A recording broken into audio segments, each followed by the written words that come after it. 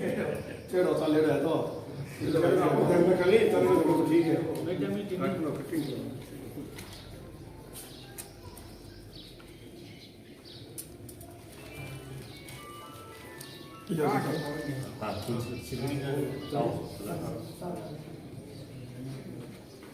आप चलो आप जो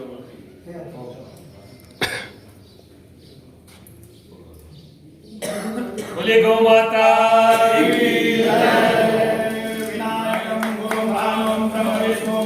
पीने के पानी की व्यवस्था नहीं हो, वहां पर पूरे गांव को पानी पीने के लिए नहीं बल्कि राह चलते हर राहगीर के लिए पानी की प्याऊ लगा करके जो व्यवस्था दी है, ऐसे इस गौशाला संचालक महोदय किशोरी लाल जी को मैं आमंत्रित करना चाहूंगा और पूरे मंच से निवेदन करूंगा कि वो उनका स्वागत अभिनंदन करे। ऐसा कदम उठाए। सुतन देवं कंस चाणूरमर्दनम देवकी परमानंदं कृष्णं वंदे जगद्गुरुं योगेशं सच्चिदानंदं वासुदेवं व्रजप्रियं धर्म संस्थापकं वीरं कृष्णं वंदे जगद्गुरुं श्री कृष्णं वंदे जगद्गुरुं। राधा माधव गौशाला प्रांगण में विराजित आप सभी को जय श्री कृष्ण। आप सभी भी हेलो भाई साहब नमस्ते ये तो करते ही आए होंगे, लेकिन हमारी सनातन संस्कृति में अनेक क्षेत्रों का समावेश है और क्षेत्र के हिसाब से कहीं पर राम राम होती है और कहीं पर जय श्री कृष्णा होती है, कहीं पर जय रघुनाथ जी की होती है, कहीं पर जय गोपीनाथ जी की होती है, कहीं पर जय भाड़ेश्वर जी की होती है। शायद हम उस संस्कृति को भूलते जा रहे हैं और हेलो हाय नमस्ते इस पर आ गए हैं। आज जैसे बेराराम जी ने बताया कि भी गौशाला का अनुदान है, वो सब बातें विभाग की अलग है। आज यहाँ पर मेरी उपस्थिति केवल गीता परिवार के कार्यकर्ता की हैसियत से है, तो आज हम उसी पर बात करेंगे। गौशालाओं के अनुदान की मीटिंगें तो होती रहती है बेराराम जी, तो मैं आज क्षमा चाहूंगा। गौशालाओं की बात करते ही रहते हैं, आज तो कुछ सनातन संस्कृति की बात हो जाए, आज तो ऐसी शख्सियत की बात हो जाए जिनका नाम किशोरी जी है। और किशोरी जी का जो महत्व है ना, वो जो ब्रज में जाकर के आया है वो जानता है कि वहां किशोरी जी की क्या महत्वता है।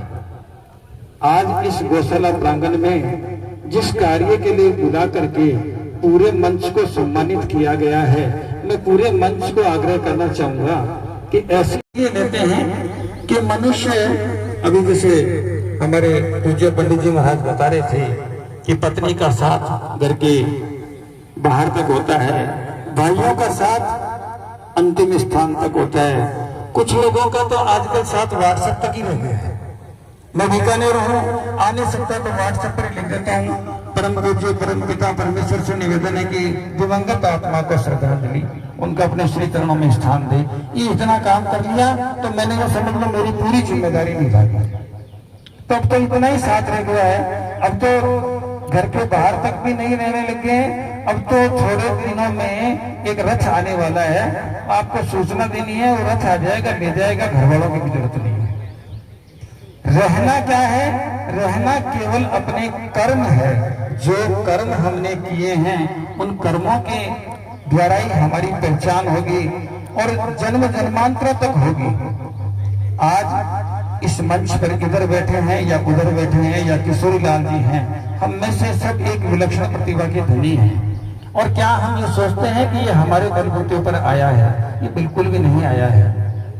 हम हमारे माता पिता के पुण्य कर्मों के द्वारा इस अवस्था में है। हमें हमारे कर्मों से ये अवस्था प्राप्त नहीं हुई है, बल्कि हमारे कर्मों से तो हमारे बाद की जो पीढ़ी है उनको ये लाभ प्राप्त होने वाला है। और यह जब भय लग जाता है, व्यक्ति कोई भी कार्य करते समय थोड़ी देर के लिए ये विचार कर ले कि जो मैं कार्य कर रहा हूं उसका प्रतिफल मेरे बच्चे को मिलने वाला है, तो कोई गलत काम करेगा क्या? कोई अपने बच्चे को परेशान होता देख सकता है क्या? नहीं देख सकता। वो कह देता है चाहे मेरा जीवन चला जाए लेकिन भगवान मेरे बच्चे को सुखी रखना। तो सबसे बड़ी बात यह है कि बच्चे को अगर आपको सुखी रखना है तो आप अपने कर्मों को किशोरी लाल जी जैसे कर्म बना दें कि जिन्होंने 115 साल बाद भी अपने पिताजी की स्मृति को अपने ध्यान में रखा है। आज मेरे भी पिता तुल्य हैं ये, इतनी अवस्था में आज पोते भी इनके काम कर रहे हैं, पोतों के भी शायद बड़पोते हो गए होंगे। तो देखो उनके भी ये संदेश जा रहा है कि अपने पूर्वजों को कभी मत भूलना, अपने इतिहास को कभी मत भूलना, अपने कर्मों को कभी मत भूलना। आजकल क्या हो गया है, आजकल तो संस्कृति को बिल्कुल बदल लिया है, हमने बदला है, दूसरों ने किसी ने नहीं बदला है। गीता जी की बात बताऊं मैं आपको, गीता परिवार से हूं तो गीता जी की भी बात बताना चाहूंगा कि घर घर में गीता है लेकिन लाल कपड़े में है। और लाल कपड़ा कब खुलता है? जब मेरी अवस्था ऐसी आ जाएगी कि मुझे कानों से सुनाई नहीं दिया जाएगा, मुंह से मेरी आवाज नहीं निकली जाएगी। और उस अवस्था में जब मैं परेशान हो रहा हूँगा तो बच्चे कहेंगे कि कोई पंडित जी को बुला करके कोई अध्याय पढ़वा दो तो उनका संसार से मोह निकल जाए। तब गीता जी को लाल कपड़े से बाहर निकालते हैं और बाहर निकालने के बाद में पंडित जी महाराज आते हैं कि लाओ भाई मैं गीता का पाठ कर देता हूँ। अब इनको तो गीता जी इसलिए नहीं पढ़नी है, पढ़नी तो है लेकिन इसलिए स्मृति में नहीं रखनी है क्योंकि ये मेरे लिए नहीं है, ये तो जो चीज जा रहा है ना इसके लिए पढ़ रहा हूँ, मेरे को क्या करना है इसको समझ कर। मुझे इसके पाठ करने के पैसे मिले हैं, मैं मेरा काम कर लेता हूँ, मेरा कर्म कर देता हूँ, बाकी ये जीव जाने और जीव का काम करे। घर वाले क्या सोचते हैं कि तो दादी खातर सुनावा, अपन थोड़ी सुनावा, अपना तो हाल खाना खेलने का दिन है, तो दादी सुनसी दादी ने आगे जाना है तो वो उनके लिए सुनाई जा रही है और दादी ने सुनी भी बनी। उनको पता ही नहीं चल रहा है कि भी गीता जी क्या है। क्यों? कि जीवन में कभी देखी नहीं, पढ़ी नहीं, समझी नहीं। एक बार एक बच्चे से पूछा गया, ब्रजवासी था, ब्रजवासी बच्चा ही ये जान सकता है क्योंकि ब्रजरज में वो एक ऐसी छटा समाहित है जो वहां पर जाता है वही जानता है।